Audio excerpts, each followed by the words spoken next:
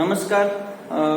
ગયા પીરિયડની અંદર આપણે ઇતિહાસ જાણવાના સ્ત્રોતો વિશેની ચર્ચા કરી હતી અને એમની એક યાદી આપણે બનાવી હતી. તો એ ઇતિહાસ જાણવાના જે મુખ્ય સ્ત્રોતો છે એમાં આજે આપણે પહેલો સ્ત્રોત જે શીખવાના છે એ તાડપત્ર. કોને કહેવાય? તાડપત્ર શું હતું? તો તાડપત્ર, તાડ નામનું એક વૃક્ષ થાય છે.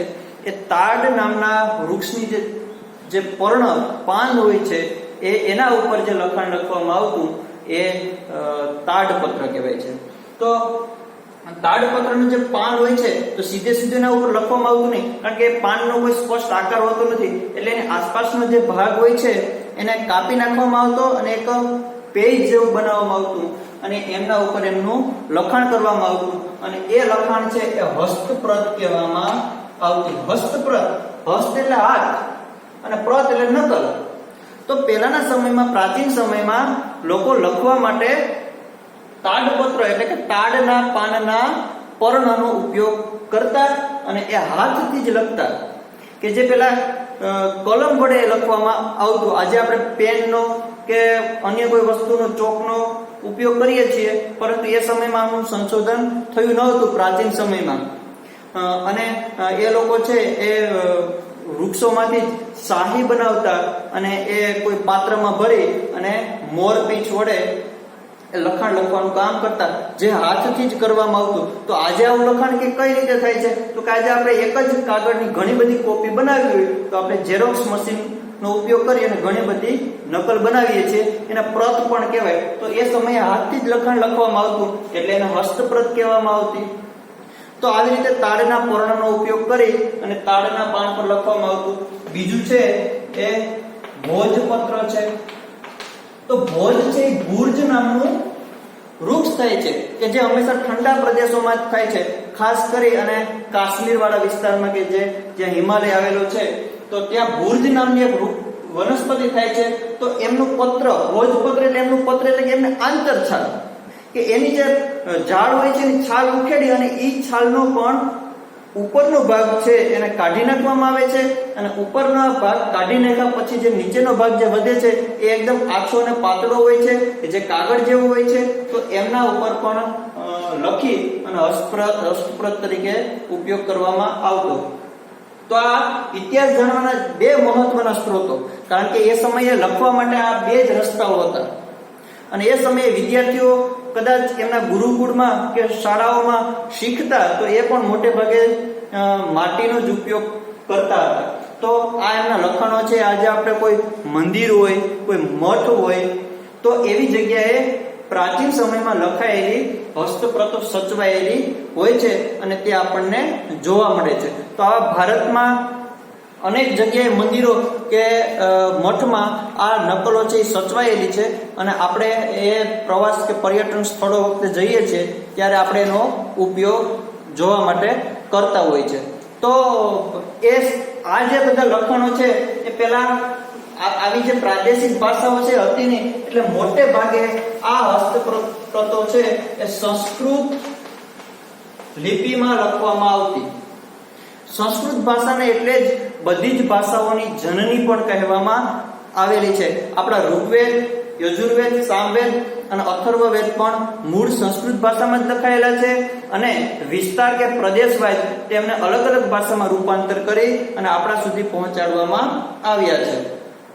તો મોટે ભાગે કેમ આજે આપણે ચોપડી ખોલીએ તો ચોપડીનું એક પછી પેજ છે ફેરવીએ છીએ, એમ આ જે તાડપત્ર કે ભોજપત્ર છે એટલે કે તાડના પર્ણ અને ભુર્જ નામની વનસ્પતિની છાલ, તો આની પોથી બનાવવામાં આવતી. એને બરાબર કટિંગ કરવામાં આવતું અને એક સરખા માપ સાઈઝ તેની પોથી બનાવવામાં આવતી અને એમના પછી લખાણ લખવામાં આવતું. તો આમાં શું લખાણ લખવામાં આવતું? તો ઘણી વખત એક રાજા છે એ બીજા રાજાને સંદેશો મોકલવા માંગતા હોય, તેના સેનાપતિને યુદ્ધના સમાચાર મોકલવા માંગતા હોય, કોઈ આસપાસના રાજ્ય સાથેની મંત્રણા મોકલવા માંગતા હોય કે કોઈ ખાનગી વાત એમને કહેવા માંગતા હોય. તો એવા સંજોગો દરમિયાન આ તાડપત્ર કે ભોજપત્રનો ઉપયોગ કરવામાં આવતો. અને આ તાડપત્ર કે ભોજપત્ર જે આપણી સંગ્રહ પોથીઓમાં સચવાયેલા છે તો એમનાથી એ સમયનું જીવન છે કેવું હતું, લોકોનો ખોરાક કેવો હતો, એની રહેણી કરણી કેવી હતી, એના વ્યવહારો કેવા હતા, એની રીતભાત કેવી હતી, તો આ બધી વસ્તુઓ છે એ આપણે ઇતિહાસ જાણવામાં ઉપયોગી થાય છે. એટલે તાડપત્ર અને ભોજપત્ર ઇતિહાસ જાણવાના મહત્વના સ્ત્રોત છે. એમના પછી ત્રીજો સ્ત્રોત છે અભિલેખ. તો અભિલેખ કોને કહેવામાં, કે જેના ઉપર કોતરકામ કરી લખવામાં આવતું. તો એમાં શિલાલેખનો સમાવેશ થાય, તામ્રપત્રનો સમાવેશ થાય, સિક્કાઓનો સમાવેશ થાય. તો આવા બધા જે માધ્યમો છે એનો સમાવેશ થાય છે. તે બધાનો સમાવેશ છે એ અભિલેખોમાં થાય છે. એટલે સામાન્ય રીતે જોતા શિલા કે પથ્થરો પર લખાયેલા લખાણને અભિલેખ કહેવાય. તો પ્રાચીન સમયમાં કોઈ રાજા છે એ પોતે યુદ્ધ જીતો હોય, અથવા તો એમણે કોઈ મોટું ધાર્મિક કાર્ય કર્યું હોય, દાન પુણ્યનું કાર્ય કર્યું હોય, કોઈ આસપાસનો વિસ્તાર જીતી અને પોતાના રાજ્યની સીમા સાથે ભેળવી દીધો હોય, કે પોતાના વિજયની સિદ્ધિ દર્શાવવા માટે એ જે લખાણ છે એ લખવામાં આવતું એ પથ્થરો ઉપર લખવામાં આવતું. એટલે પથ્થરો ઉપર જે લખાણ લખવામાં આવે એને શિલાલેખ પણ કહેવામાં આવે છે. શિલા એટલે પથ્થર. તો આપણા જૂનાગઢમાં જ અશોકનો શિલાલેખ છે. જે સમયે સમ્રાટ અશોક શાસક તરીકે હતા મગધ સામ્રાજ્યમાં, તો એ સમયે એમને અમુક શિલાલેખો છે કોતરાવેલા છે. એમાંનો જ એક શિલાલેખ આપણે જૂનાગઢમાં આવેલો છે. તો આવા ભારતમાં ઘણા બધા શિલાલેખો આવેલા છે. તો શિલાલેખ છે એમાં દાનની માહિતી કઈ હોય, કોઈ વિજયની માહિતી હોય, કોઈ ધર્માદાની માહિતી હોય. તો આવી બધી માહિતીઓ છે એ કોતરાવવામાં આવે છે. તો એ સમયે તો આવી કોઈ વ્યવસ્થા નહોતી કાગળમાં લખવાની, ફોટો પાડવાની, ઝેરોક્સ કરવાની. એટલે મોટે ભાગે લાંબો સમય સુધી સચવાય એવી શું વ્યવસ્થા, તો એટલા માટે થઈ અને આ બધા લખાણો છે એ વખતે કરવામાં આવતા. અને એ સમયે આવી પેન, બુક, ચોપડી, પેજ, કાગળ આ બધું એ સમયે હતું પણ નહીં. એટલે આ બધી વસ્તુઓ જો આપણે જોવી હોય તો ગુજરાતમાં જો જોવી હોય તો ગુજરાતમાં આપણી એવી અમુક સંસ્થાઓ છે કે જેમાં તમને શિલાલેખો કે અભિલેખો છે, એના નમૂના છે, ભોજપત્ર છે, તાડપત્ર છે, આ બધું જોવા મળે છે. તો એમાં અમદાવાદની LD ઇન્સ્ટિટ્યૂટ કોલેજ છે, નવરંગપુરામાં, પછી ઉત્તર ગુજરાતમાં હેમચંદ્રાચાર્ય યુનિવર્સિટી છે. હેમચંદ્રાચાર્ય છે એ સિદ્ધરાજ જયસિંહના સમકાલીન હતા અને પ્રખર સંસ્કૃતના પંડિત હતા. એમને સિદ્ધેમ શબ્દાનુશાસન વ્યાકરણનો ગ્રંથ એ સમયે લખ્યો હતો અને એ પણ ભોજપત્ર ઉપર જ લખવામાં આવ્યો હતો. તો આ એ સમયની જે હસ્તપ્રત છે એ આજે ત્યાં તમને જોવા મળે. એટલે પ્રવાસ પર્યટન વખતે આવી હસ્તપ્રતો જોઈ અને આપણે એ સમયના સમાજ જીવનની માહિતી છે મેળવતા હોય છે. એટલે આવી બધી વસ્તુઓથી શું જાણી શકાય, તો કે આપણે પ્રાચીન સમયનો ઇતિહાસ છે એને જાણી શકાય. એ સિવાય કોબામાં આરાધના કેન્દ્ર છે, જૈન આરાધના કેન્દ્ર, ત્યાં પણ એ જોવા મળે છે. તો આ બધી ઇતિહાસ જાણવાના માધ્યમો છે. હવે એમાં સિક્કા જોઈએ તો એ સમયમાં સિક્કા છે એનો પણ ઉપયોગ કરવામાં આવતો. જેમ કે આજે આપણે છે ચલણી નોટનો ઉપયોગ કરીએ છીએ, વિવિધ પ્રકારની નોટો બનાવી અને આપણા ચલણમાં એનો ઉપયોગ કરતા થયા છે. તો એ સમયમાં વેપાર વાણિજ્ય માટે સિક્કાઓનો પણ ઉપયોગ થતો. સિક્કાઓ છે એ સોનાના પણ હતા. એટલે કોઈ પણ પ્રકારનો વ્યવહાર કરવા માટે એ સમયે સિક્કાનો ઉપયોગ થતો. એ સમયે પણ દેશ વિદેશ સાથે આપણે વ્યાપારથી જોડાયેલા હતા, કારણ કે જમીનનું ઉત્ખનન કરતા જ આપણને લોથલ બંદર પ્રાપ્ત થયું છે.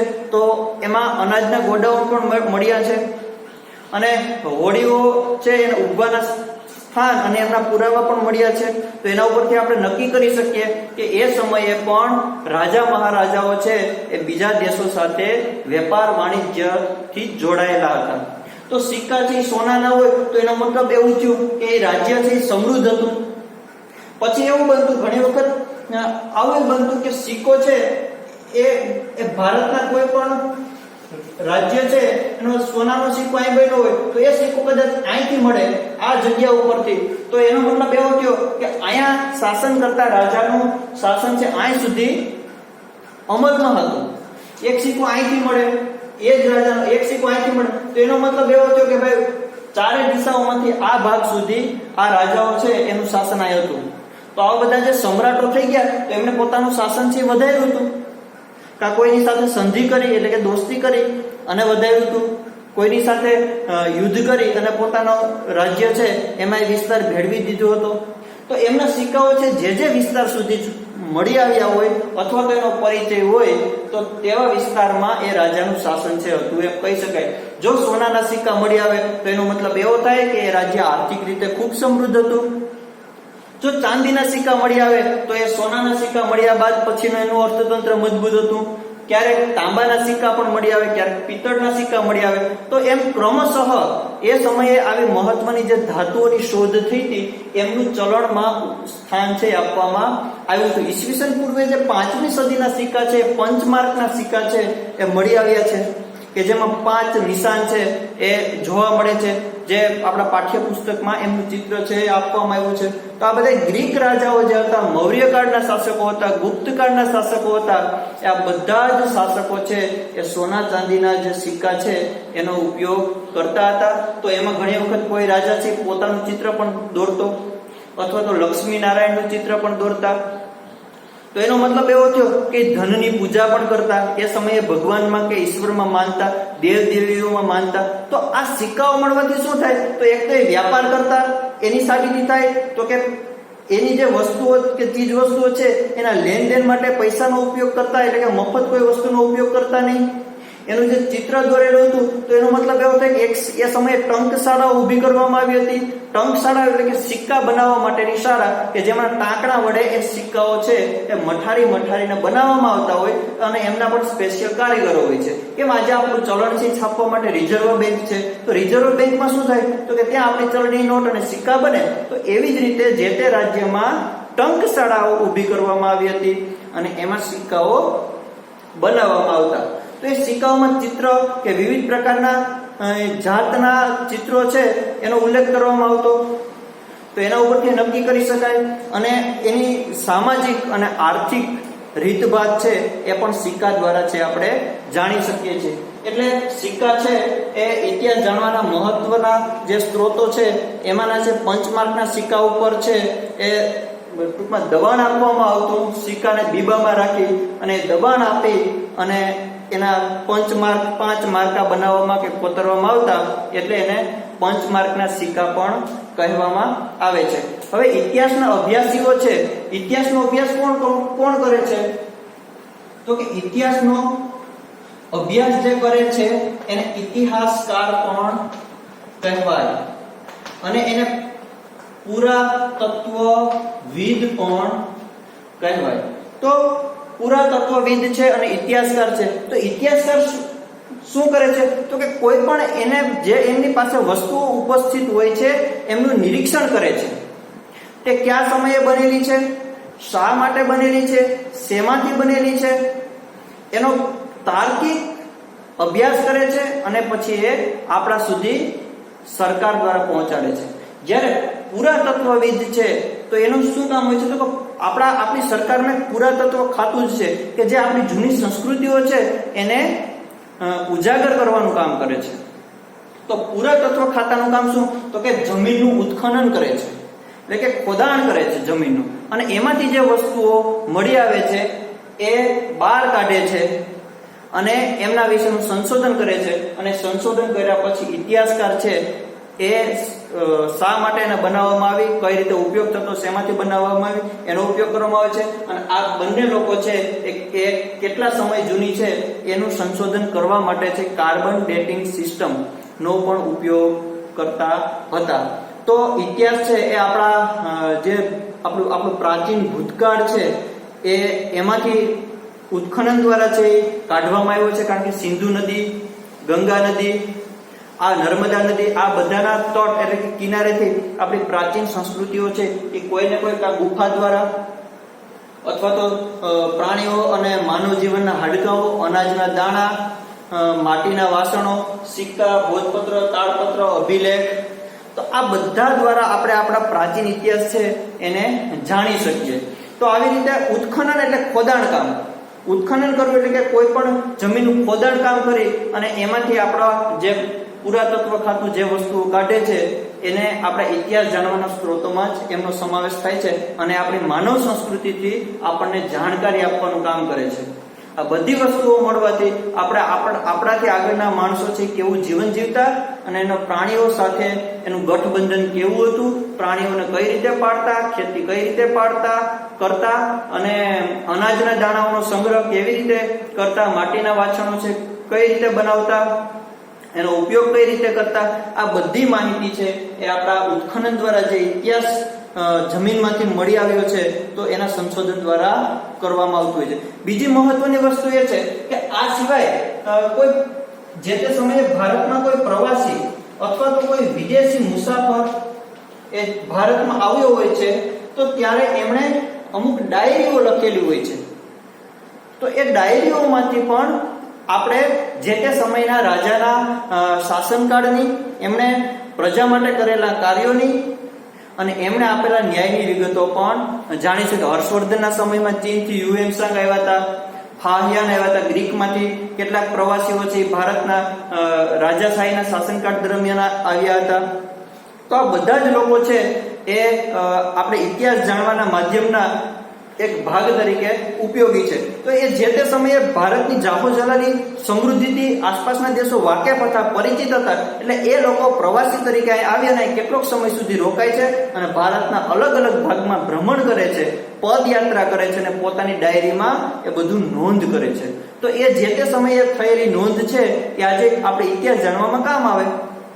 તો આવી રીતે આપણે ઇતિહાસ જાણવામાં આ ડાયરી કે વિદેશી મુસાફરો છે એનો ઇતિહાસ જાણવાના સ્ત્રોત તરીકે ઉપયોગ કરીશું. તો એમાં મેગેસ્થનીસ છે, પછી પ્લિની છે, ફાહિયાન છે, યુએન સ્વાંગ છે, આવા બધા જ ઇતિહાસકારો છે એ જે તે સમયે ભારતમાં આવ્યા હતા અને ભારતની રાજાશાહી, ન્યાયપ્રિયતા, લોકોના કામ, લોકોની રાજા પ્રત્યેની દિલચસ્પ વાતો છે એ પોતાની ડાયરીમાં એમણે નોંધી છે.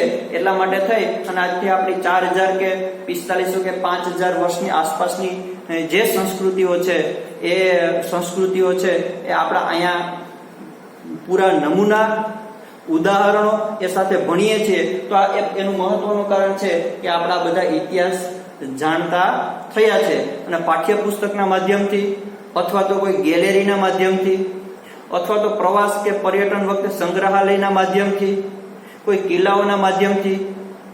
તો આ બધા છે ઇતિહાસ જાણવા માટેના માધ્યમો છે. તો પુરાતત્વ શાસ્ત્રીઓ છે એ અલગ અલગ જગ્યાએ જમીનનું ઉત્ખનન કરી, ખોદાણકામ કરી અને આવા બધા આપણા ઇતિહાસોનું સંશોધન. આપણા ગુજરાતની જ વાત કરવામાં આવે તો ગુજરાતમાં કચ્છમાં ધોળાવીરા છે, રાજકોટ અને ગોંડલ બાજુ છે રંગપુર રોજડી છે. તો આપણા ગુજરાતમાં ભરૂચ છે, ભરૂચ અને એની આસપાસનો જે વિસ્તાર છે તો અને ધોળકાની બાજુમાં, ખંભાતની બાજુમાં લોથલ છે. તો આ બધું જ જમીનના ઉત્ખનન દ્વારા છે પ્રાપ્ત કરવામાં આવ્યું હતું એ સમયે પણ. અને આજે આપણે એનો અભ્યાસ કરીએ છીએ અને એ સ્થળ પર જઈ અને આપણે એના નમૂનાઓ છે એ પણ જોઈ શકીએ છીએ. તો એના ઉપરથી આપણે એવું કહી શકીએ કે આજથી 2500 કે 4500 વર્ષ પહેલા આવા બધા નગરોની ઉત્પત્તિ થઈ હતી. ત્યારે આવા મકાનો બનતા હતા, આવા સિક્કાઓનો ઉપયોગ થતો હતો, અથવા તો આવા કાગળ ઉપર તાડપત્ર અને ભોજપત્ર એનો ઉપયોગ છે એ કાગળ તરીકે કરવામાં આવતો હતો. એમના ઉપર લખાણ લખવામાં આવતું હતું, શિલાલેખ ઉપર લેખ કોતરવામાં આવતા હતા અને વિવિધ પ્રકારના અનાજના દાણાઓ મળવાથી તે કેવા પ્રકારનું અનાજ ખાતા અને પ્રાણીઓની મદદથી ખેતી કરતા એ બધા પુરાવાઓ છે એ આપણે પ્રાપ્ત કરી શક્યા છે. 2500 વર્ષ પહેલા ઘણા બધા નગરો છે એ શહેરો છે એનો ખૂબ પ્રમાણમાં વિકાસ થયો હતો. એમના રસ્તાઓ પહોળા હતા, રસ્તાની બંને બાજુ વૃક્ષો ઉગાડવામાં આવતા, અમુક અંતરે વિહારધામો કે આશ્રય સ્થાનો બંધાવવામાં આવતા, મંદિરોનો જીર્ણોદ્ધાર કરવામાં આવતો. તો આ બધા કાર્યો છે એ આપણે ઇતિહાસ જાણવાના સ્ત્રોતોમાંથી આપણી પ્રાચીન સંસ્કૃતિનો ઉલ્લેખ જોવા મળે છે.